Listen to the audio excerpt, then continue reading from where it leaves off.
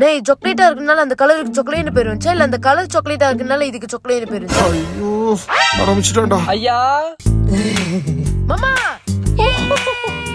மாமா எனக்கு ஒரு டவுட்.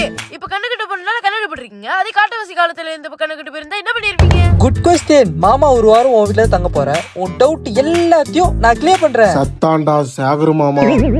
மாமா நம்ம பிறந்தமா வரைச்சு அடைஞ்சாடிச்சுதானே இப்ப மாடர்ன் ஹியூமனா இருக்கும். ஆமா.